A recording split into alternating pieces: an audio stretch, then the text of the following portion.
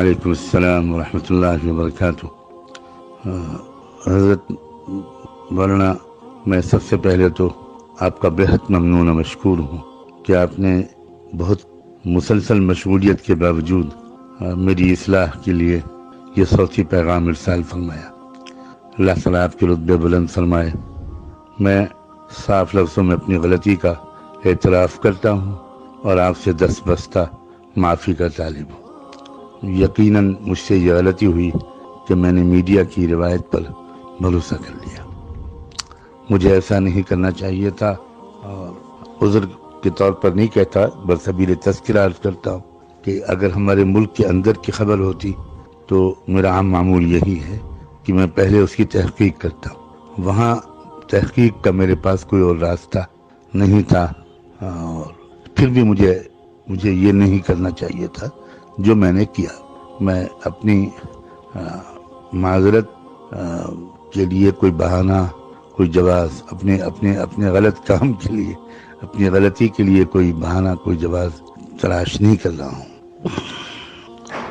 یہ بھی میں تذکرہ کر دوں کہ یہاں ہمارے ملک کی جو صورتحال ہے، حالات ہیں، اس میں ہم لوگوں کو بہت شرمندگی اس لیے بھی ہوتی ہے کہ یہاں کروڑوں کی تعداد میں، بلا مبالغہ کروڑوں کی تعداد ایسے غیر مسلموں کی ہے کہ جو کروڑ پتی ہیں، ارب پتی ہیں، کھرب پتی، مگر وہ ایسی تنظیموں سے وابستہ ہیں، تحریکوں سے وابستہ ہیں۔ ان کے اندر ایسا شعور، قومی شعور بیدار ہو گیا ہے کہ انہوں نے اس عہد نامے پر دستخط کیے ہیں اور اس عہد کو نبھاتے ہیں کہ وہ اپنے بچوں کی شادیوں پر بہت کم رقم خرچ کریں گے۔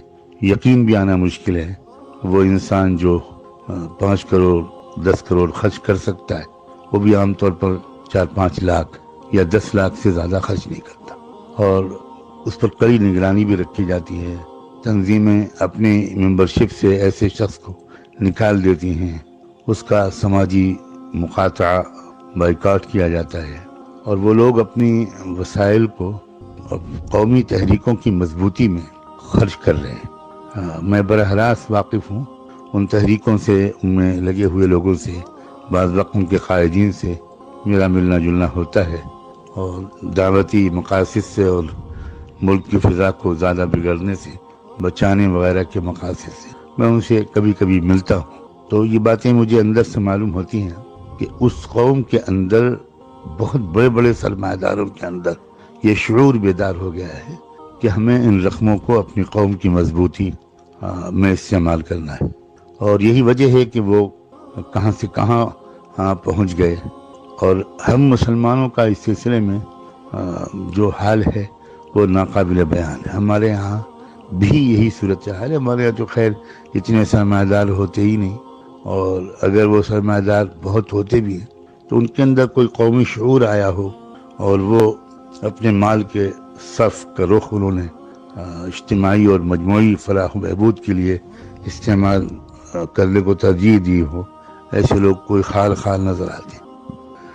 اب میرا چونکہ رابطہ رہتا ہے، تو جب وہ خبر آئی تو مجھ پر یلغار ہوئی، اور دونوں طرف سے ہوئی، مسلمانوں کی طرف سے بھی ہوئی، اور اس کی ایک وجہ یہ بھی ہے کہ میں شاید اب تک تقریباً چند سو نہیں بلکہ چند ہزار لوگوں کو اپنی اصلاح کے لیے آپ کے بیانات کے سننے کی طرف باصرار متوجہ کر چکا۔ اکثر میں لوگوں کو متوجہ کرتا ہوں کہ وہ آپ کے بیانات کو پابندی سے سنیں، انشاءاللہ ان کی زندگی میں تبدیلی آئے گی۔ ایسے بہت سے مسلمانوں نے بھی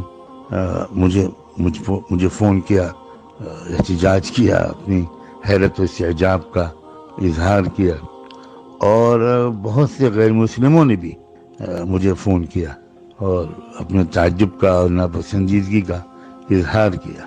تو بس وہ فوری طور پر ایک تاثر تھا، اور میں نے وہ گفتگو نشر کر دی، لیکن اب میں بڑی حد تک شرمندگی محسوس کر رہا ہوں، اور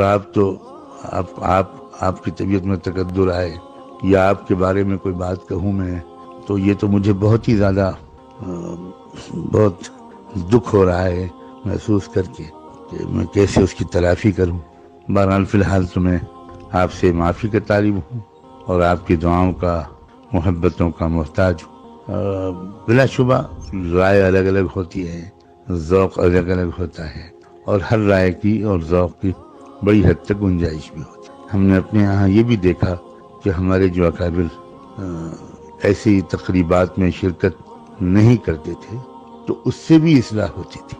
ایسے بھی واقعی نمونے میرے سامنے ہیں کہ ان گھرانوں پر اس کا اثر پڑا کہ بھئی اب ہمیں روش بدلنی چاہیے۔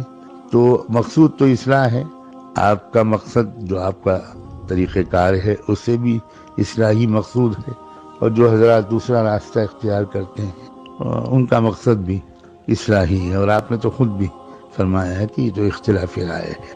بہرحال میں بہت شرمندہ ہوں، مجھے افسوس ہے، لیکن جس پس منظر میں یہاں کے جن حالات سے میں اچانک مجھے اندر ایک داعیہ پیدا ہوا وہ میں نے آپ سے عرض کر دیا۔